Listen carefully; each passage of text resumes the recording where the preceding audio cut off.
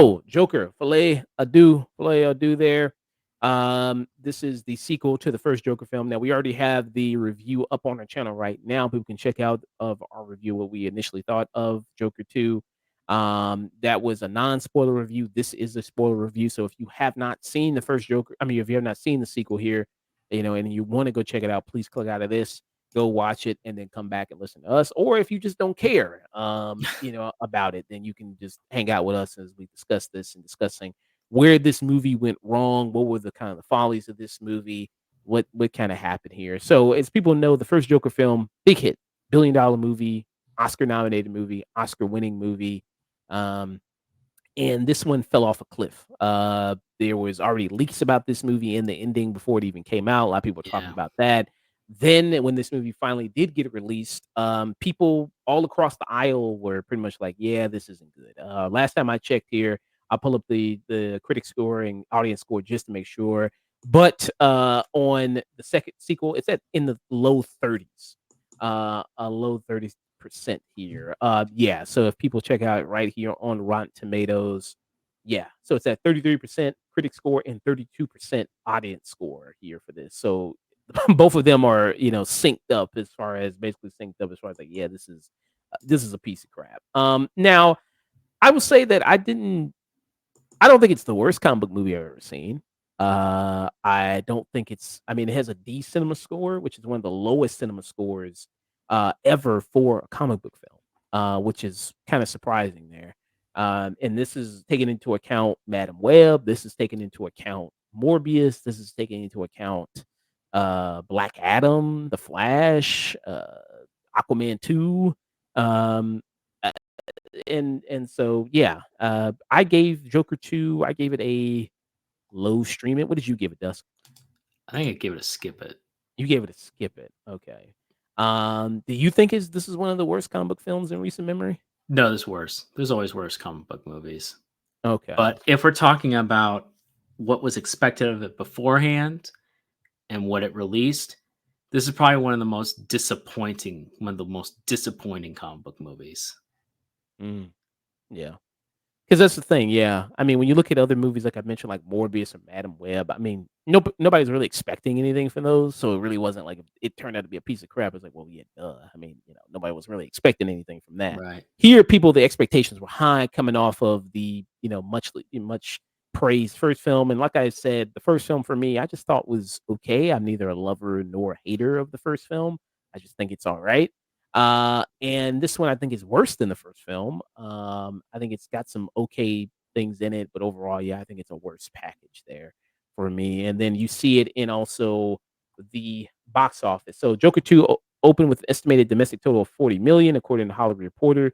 Even the 50 to 60 million projections were lowered as the weekend progressed, but most rival studios still estimated Joker 2 would finish in its first weekend with 45 million to 47 million, while Joker 2 overseas debut of 81.1 million brought its worldwide total to 121.1 million. That figure still trails the first film's 248.4 million global premiere. Variety notes that sources familiar with Joker 2 finances estimate that film needs to earn 40 million to break even.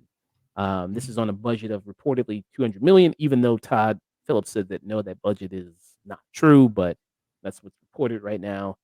Dusk, where would you say this film went wrong? It went wrong in many ways, unfortunately.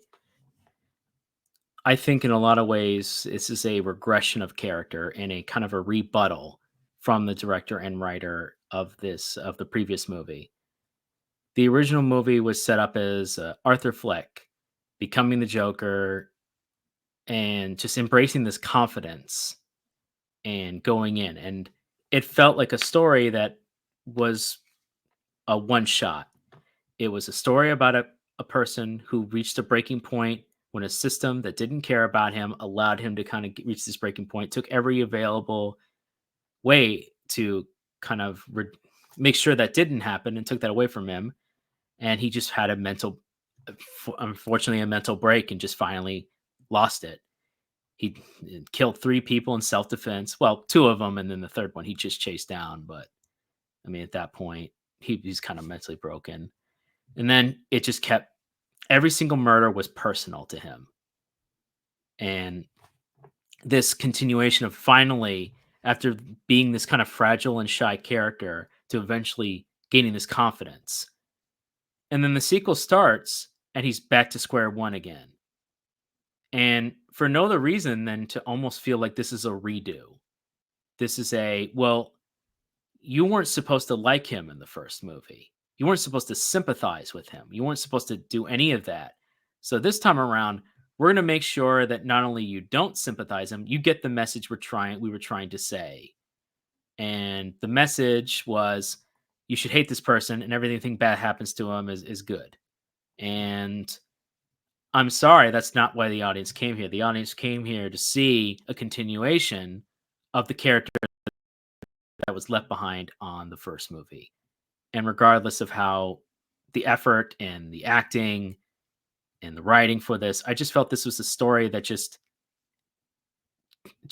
disagreed deeply with what the original concept of the first movie was, and proved to people, yeah, we didn't need a sequel. The first one should have just been left alone. Yeah. Yeah, I mentioned that we both mentioned that in the review for the second movie or initial review of it, and saying that yeah, it feels like the movie resets. Like if the end of the first Joker film, he's standing on top of the cop car, he is the Joker. He is the guy. Even though Todd Phillips just recently said that Arthur Fleck was never the Joker. He just said that there. What do you take that? I mean, I guess he's saying that the Arthur Fleck character was never the Joker in the sense that, in a metaphorical sense, that that was something that people put on to him and not something that he really became. And you see that a lot in the sequel. Is that you have Mhm. like he's got a fan base. He's got people that Sure. want him to behave a certain way, and that's really shown with Lady Gaga, who's the stand-in for that, like basically the Mhm. avatar for that of like the fan base within the movie, and even maybe somewhat in real life. There, of she's really like egging him on to be this person that she thinks he is, or what she wants him to be. She's telling him not to take his medication. She's telling him, Mhm. hey, show up into court wearing the Joker makeup and all this other stuff. Like she's really kind of egging him on in that sense there. Mhm. Um, yeah, I mean, do you kind of agree with that statement that Todd Phillips is kind of saying there? Like, you get what he's saying there, Mhm. as Oh, far I as understand what he's saying, but I have a question for you. yes. What's the name of the movie? Well, the movie's called Joker. So that would be my answer to Todd Phillips. Okay. And my second answer to that is if you're not going to call if you're going to call your movie Joker, that's what people are going to expect. This is what people are going to look at. Look, I think this is a bit of revisionist history. He's trying to spin this way. The reality is, Todd, if you're listening, which I know you're not, uh, you made 2 movies. The first movie was surprising to many people and very well received. It won an Oscar for a performance. It was Taxi Driver and King of Comedy, and took a DC character and made a movie. And then you have a second movie, and it's a bad movie. It's not. It has interesting ideas, but it's not what the people wanted, and it goes against everything the first movie did. It doesn't matter what you say at this point. It doesn't matter. It doesn't change anything. You can't do it. You can't rewrite it. You just have to just accept it at this point. And at the end of the day, unfortunately, at the end of the day, between those 2 movies, one of them is going to be remembered and rewatched, and the other is not. Mhm. And guess which one people are going to rewatch? They're going to rewatch the first movie, and they're going to ignore the second one and pretend as if it never existed. And every single article he releases, every single press thing he releases is saying this was never this, and this is never what I meant to, and this is the idea. And it's like, okay, those are all great. Uh, those are all great ideas. They could have worked, but They're not handled especially well. They weren't really done and Joker 2 especially well. There were better ways of handling it. You didn't do test screenings. You didn't listen to the DC people, you ignored them. And then you only answered to WB and you did your own, and they gave you carte blanche, Mhm. and now you have the result you have. You and Joaquin Phoenix, your script and your writing buddy, you and your writer, everyone else have to take accountability of what you've made. And it sucks. It really does. But nobody likes your movie, except for very few who are trying to read into the concepts you're reading into it, but it goes against the very nature of what the first movie was. Because I Mhm. guarantee you, Josh, if they had made this movie the first time, if this has been Joker 1, do you think this movie would have made $1 billion? Like, if they made it just Yeah, like let's this? pretend the first one didn't exist and we're just going solely on this because clearly this movie wants you to forget that the first one happened. Um, well, I Because mean, oh, two-thirds go of this movie is just retreading over this first movie again, but less interesting aspects and in a courtroom semi-drama. So let's pretend the first one never happened. Do you think this movie would have made $1 billion? This is the first Joker. Well, like I said, I mean, a lot of it does rely on, the first movie and the events of the first movie, Mhm. and it's either he's in Arkham or it's the courtroom. So let's say, like, instead Yeah, of like they do the testimonies, but you actually flash back to like they actually show the sure, crimes as people doing the test. Let's say if you did that, and you also kept the musical stuff, sure. would this also make a lot of money? It's tough to say because I think a lot of the first movie for me, I think a lot of it is that it's carried by the fact that it's part of the Batman IP, it's Joker thing, it's that's kinda going for it, and, like, people going like, "Ooh, this is interesting and different, and I wanna see this." So, um, I mean, I think it wouldn't be as harsh maybe because people wouldn't have expectations from the first movie, so I don't think a lot of people wouldn't have that kinda going into it Mhm. if they kinda did that. That at least would be my thinking. I don't think it'd maybe make 1,000,000,000, I think it'd probably make half that, I think, 'cause there's no expectation from people really loving the first movie as well. At least, that's what I would think there. Okay. But, yeah, so this is the article here. So it's GameSpot saying Arthur Fleck was never the real Joker. Director Todd Phillips confirms he's never been this thing that's been put upon him. This idea that Gotham people put on him that he represents. Who put on the makeup? What's the name of your goddamn movie? But The name of people, your movie is The Joker, FOLIE A DEUX. but Stop trying to people, revisionize history. Look, the idea he's giving is this is thrust upon him. That's fine.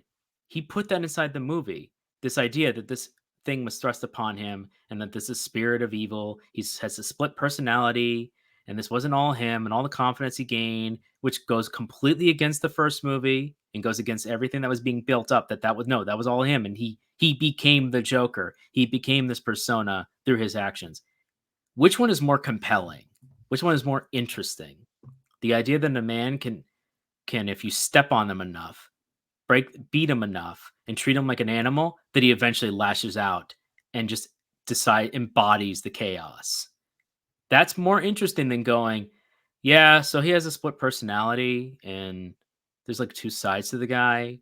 And maybe you could work with that, but oh, at the end is no, I'm just a pathetic loser and then I get graped in the shower by the guards who don't get a comeuppance, by the way, because you're supposed to side with all the bad things that happen to Arthur, and then I just get stabbed to death, and I die, and then another guy cuts his face in a way to resemble Heath Ledger's Joker, which I felt insulting. I found completely insulting.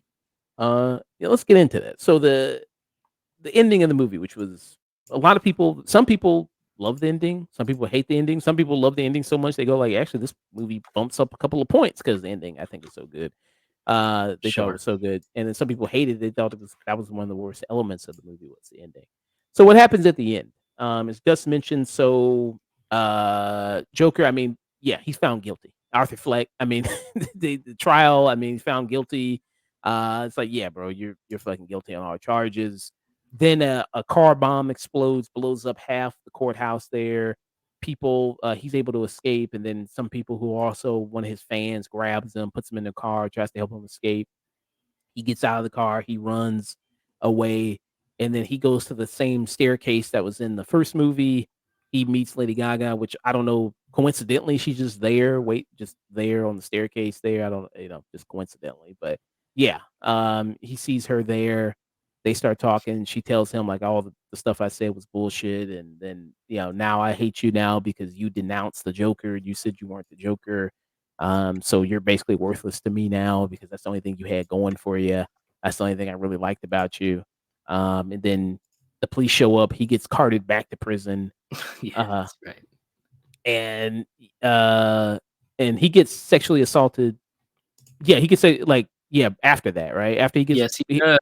after he goes back, He gets sexually assault, yeah, and that's before pretty much, before yeah, because it's before he, goes on to say, "No, it was all me, it's just Arthur Fleck," and she storms out the building, and then the building blows up. yeah, so it was before that he gets sexually assaulted. So I'm gonna Yeah. go back to that, but when what my thoughts on that are. But yeah, so he goes back to prison. Um, then you see because the whole trial was about whether or not he's competent to stand trial for the murders, right? I think that was the purpose of the trial. Yeah, they're basically arguing, I don't know why, like, there's a clear, "Yeah, he's crazy. Why what are we even doing?" Yeah, Yeah, it would be in the real world, they would have had him in the real world, he'd just been found crazy, and yeah. this would have been over pretty quickly. Yeah, which because the whole thing is like his lawyer, Catherine Keener, is trying to get him to have them that he's found not competent because obviously he is Yeah. mentally insane and mentally kind of incompetent there in some ways. So she's trying to put him in a better facility, like not a prison, even though I don't know if I mean I get this is a different world. Is Arkham in this is it not still a mental institution or is it just a regular prison or So, the only person who can answer that is Todd Phillips. yeah. So I 'Cau guess it's just a regular prison and not No, in because there's, like, 2 there's 2 things. There's the Blackstone prison, and then there's Arkham Medical Asylum. So, he's at one place and then gets moved to the prison where he gets, uh yeah, it gets a little confusing on what the heck is where he's exactly placed and what's going on. I think he's at the penitentiary while he's standing trial, and he's been Mhm. moved from the Arkham after, they burned down some stuff. They treat him as like, "Okay, we're just gonna put you in an in jail environment," or I'm not sure. They have towels to let you know it's Gotham. They really try to put more DC stuff into this film that goes absolutely nowhere. Yeah. So, yeah, so I don't know, whatever, but that's not important. It doesn't Anyway, matter. doesn't matter. But so, yeah, so he goes back to Arkham, I guess, and then they say he's got a visitor, and then, yeah, another person who we saw throughout the movie who's in the background, who the camera kept panning to, he comes out, tells Arthur a joke, and then the punchline is him stabbing him, he shanks him, and then he kills him. And then as he's bleeding out, dying, or pretty much dead already, the guy carves. You see the blurry kind of in the background there. He's carving his face up in a smile there. So a lot of people think that's an illusion, like them basically acknowledging Heath Ledger's Joker because Heath Ledger's Joker, he had the scars on his face. And his thing was always telling a story about do you know how I got these scars? And every story was different. So a lot of people think that's the origin story of the Heath Ledger Joker. So that's what you think it is? It's the origin story of the Heath Ledger No, Joker? I don't think that at all. I think he just used that as a symbol to just go, "Ha ha, he was never the Joker. Screw you. He was never going to be the Joker, and he's just now the other person who stabbed him is the Joker, and Arthur Fleck just dies a sad, miserable, pathetic death. And there was no point to this movie. Warner Brothers, I'm not making a third one. He's dead. Leave me alone." No, I think this is a movie of I have two minds of this movie, and I said it in our review. This movie was either a troll. It was either it was a troll. It was it a troll against the audience, which way to piss away your career. This would be a career-ending movie for any other person, for anyone. This would be like a Heaven's Gate situation where your career as a director would be over if you pulled something like this. But no, Todd Phillips will get more work. He'll get more work, and none of this will matter. if this is a troll to WB slash DC, then in a way I kind of respect it. You got balls, kid. You got balls, but why'd you have to make me sit through a shitty movie? Yeah. You I could mean, have just said no. You literally could have just said no. Todd Phillips, looking at his resume, He so doesn't. He doesn't do well with sequels, he did Hangover 2 and 3, which are which pretty both bad. suck. Those are his only sequels besides Joker 2. Yeah, he does. He doesn't do well with. He doesn't do well with. He's an interesting director. His first movie was a documentary about Gigi Allen, and Gigi Allen died during the making of it. So they actually tacked on an additional. They had to shoot extra and add a some moments of his funeral into the movie. It's a very interesting movie. That one was actually helped produced by a magazine at the time called Film Threat, which still around by the way. It's just now a YouTube channel by Chris Gore. Check them out. I recommend them. Film Threat is a great channel. They're really rebel. They've been kind of rebels of the California media for a while now.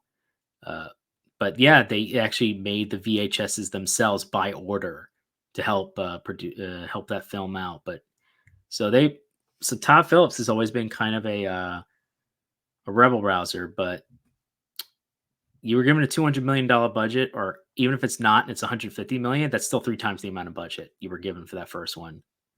And you Yeah. came back and you did this with the character. I don't know, Uh, man. Uh, so it says right here, yeah. so Todd Phillips says Joker 2 was never about addressing toxic fandom.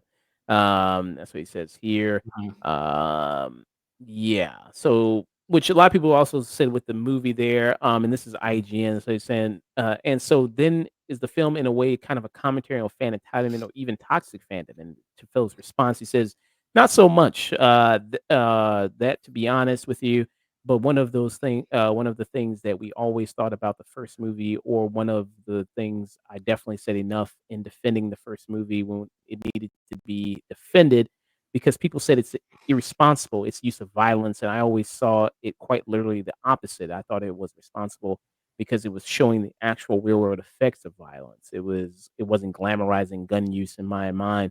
It was actually showing, oh my God, this is brutal. And I think the reality of it maybe is what turned people off, the people that were turned off there. Yeah. That's a nice. That I mean, I agree to some extent. The only people who were complaining, by the way, about the violence were the media, mainstream media. They were the ones up in arms, trying to be like, "Ah, don't. It's an incel movie. Don't watch it."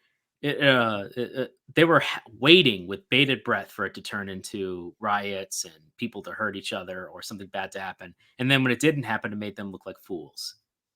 So, on one end, yes. No, I don't think it's as simple as that, but I do think there is an element there of they knew this was going to be a controversial sequel. They knew it. How Mm, controversial, I think they were unsure. And by not having a test screening, not doing any of those, that was a big gamble, and they lost bad. yeah, there were no test screenings for this movie. I guess they just that much trusted in Todd Phillips, and he was like, "Hey, man, you did so well. You gave us $1 billion movie when the expectations nobody expected that. Mhm. Hey, go ahead. You write a blank check, do what you want with this sequel there. And kind of you want musical, sure, fine. Let's do some musicals. Get Lady Gaga. Let's bring her in here Mhm. and do this. Yeah. So and then a lot of people saying that also that was this a attack on the fans, or did he do this as a FU to the people that love the first movie because the wrong people like the first movie? Even though I don't really know what all that means, because it's not Yeah, like that doesn't mean a whole lot of that. because the first movie, it's not like it's some fringe cult Yeah, movie. no, The a movie made lot of $1 billion. people were able to sympathize and understand the character. It was a fairly solid movie that many people. That's why it made $1 billion. A lot of people went to it and liked it, or at least thought it was okay or pretty good. That was pretty much the consensus. Some people loved it. Some people thought it was all right to pretty good. That wasn't a fringe thing. Yeah. So I don't know if it was like, the wrong people dared to like it, you know what I mean? And that's why he made this bad movie on purpose, I because just like think he's not very. He has. I think he just made. He either trolled the audience or he just or worse, I'm trying to spare him from the level that he might be incompetent because otherwise he just took a idea and just shit the bed. And he Yeah, really went balls to the wall and it backfired hard. yeah. It's either way, Because it's like you're stuck between a rock and a hard place. Either you're incompetent and and you were never capable of it in the first place and you kind of fluked your way into it, or you knew it was going to be controversial and you just went for the gamble anyways and it backfired. Or third, you knew it was going to gamble either way and you made your money and you didn't care however it went out. um, Because Todd Phillips went to during the premiere, he went to a farm. He went off scale. He knew that was gonna get blowback. He knew it was gonna be a bad move. Just like the Game of Thrones writers, they went to a cabin in the woods during the premiere, mm, during, like, the whole week because they knew that ending to season 8 was going to piss off a lot of people. yeah. So I don't think that. I don't think he made a movie on purpose because to as a gotcha to the fans or because he Mm, hates the fans or anything like that. I think there's a possibility maybe he didn't want to come back and do a sequel to it. I think I'm trying to say mhm. in the review I think in the initial review of Joker 2 I think I mentioned like is it a Lonnie Wiskowski type situation where, like, "Hey, listen," they came there, I was like, "Listen, we're gonna do a sequel with or without you because the first one made 1,000,000,000. We gonna do it.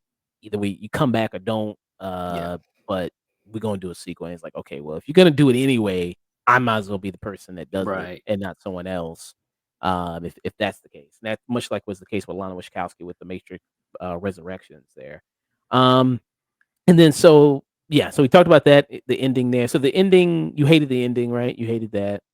Um Also, so the scene where what's implied he gets sexually assaulted, by the guards. The guards, which are one of the main ones we see is Brendan Gleeson, who is I like Brendan Gleeson, I think he's good. I can't name a bad Brendan Gleeson performance. He usually is very good in everything he's in. So, after they see Arthur talk shit on the TV where he's in courtroom, they, make sure he recognizes his place and knows his place, so they sexually assault him, that's what at least what's implied there, and I really didn't think that needed to be there. It was completely unnecessary. That felt like something like in like a Rob Zombie film or something.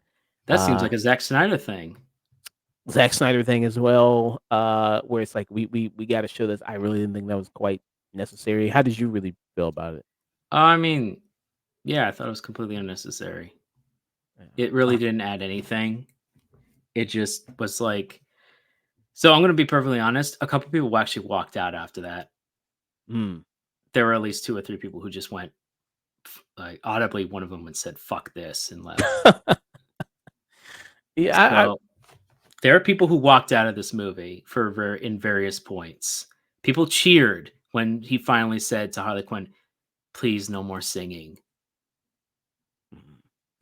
I did hear a lot of people were walking out on various points in the movie. There, people were walking out of it. When the movie was over, the first Joker movie, there was talking between everybody.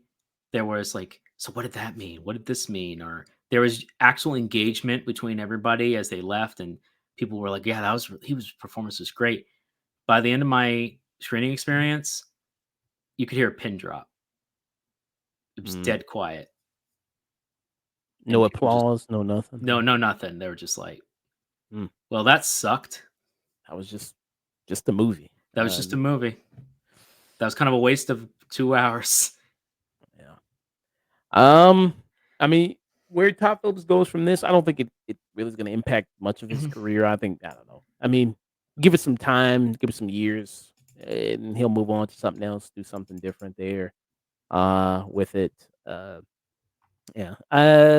Yeah. So I didn't see Joker again. I just saw it that one time. I don't know. Maybe hey, maybe people out there they saw it multiple times. Maybe they, you know, love something about it. I mean, I've heard people who have really liked the movie, Mhm. who saw all these different things of it, of like the representation of Lady Gaga character, and she's the villain. She's the true villain of the movie and what she represents, and all Sure. that. And then the courtroom stuff, and people love the courtroom segments on that. Like we had Chris and we had Zach from reviews. They liked it. They enjoyed it. They thought it pretty I was solid. there. And so they quite enjoyed it. I was like, "Oh, okay." I mean, wasn't for me, but I mean, there's something out there for some people, I guess, Sure. on it. Um But, yeah. You can cut out points in this movie in isolation, and you can enjoy them. I'm not saying there aren't elements. I complimented a lot of aspects of this movie. The only stuff I didn't compliment was the musical parts and the story and the script, aka the bone structure that holds this damn thing together. I never said it's like everyone acted great. Cinematography, great. The look of the movie, great. Even those musical moments look pretty good for the most part. I like How'd you like the the singing? the singing was fine. Lady Gaga, uh, his gravelly, jazzy kind of voice really didn't work with her more uh, cleaned up voice. If they just went with a lounge singing style, and there, Well, uh, there's some moments in that there, it doesn't work. There's I just so many parts of this that just doesn't work. It's too much of certain areas, not enough in others. She's underutilized. Arthur Fleck is the main focus, but he's reduced to just a meandering mess, and then it reaches a climax, and then that climax goes, never mind. And then we're back to square one, and you go, well, why the hell was I even here? mm. Your movie has to go somewhere, Todd. That's the like good movies go somewhere. Even if they the character ends back the way they came, they at least went somewhere. In The Hobbit, he leaves home, but he comes back. But he at least went somewhere. He's not the same Hobbit when he came back. Yeah. Yeah, I think that's the biggest thing. It's like nothing really advances. What you want with a sequel is you wanna advance Yeah. the story of The where the first yeah. one left off. The Like, courtroom scenes could have been 10 minutes. If you wanted to do this and you wanted to have the chaos, he should have gotten out, broken out, or someone broke out. He should have been just the Harley Quinn situation. He uses his confidence, he uses his sympathy, and she should have been a psychiatrist in Arkham, and then he seduces her. She was already kind of a smart person, but she was vulnerable to that kind of manipulation. She she kind of like she breaks him out, and they go on a chaotic run, a runabout, a toxic love, basically. Bonnie Or and Clyde type thing or Bonnie something. and Clyde situation. If you want to do that, Mhm. Yeah. you could, and the musical elements are just their warped sense of believing what actually the brutal, gritty reality is happening around them. Mm. You could have done this in many, many ways, and except the ways they did it wasted my time. You could take the scenes, like they can enjoy the scenes and go, well, those musical moments are great. I'm like, yeah, but where's it going? Yeah. I don't think they really add much No, to the movie. I mean, they I don't get add it's supposed shit. to get inside his mindset and his We feelings, did but that already. We didn't need a musical for that. yeah, I don't really think it adds much. Joaquin Phoenix is a talented actor. He doesn't have to, he could just look at you and you get what's going on. Yeah. So that was our spoiler thoughts there on Mhm. Joker 2. And it's a Yeah. shame. Mm. I Yeah. wanted to really like this movie. Big disappointment for everybody out there that loved the first movie. All right.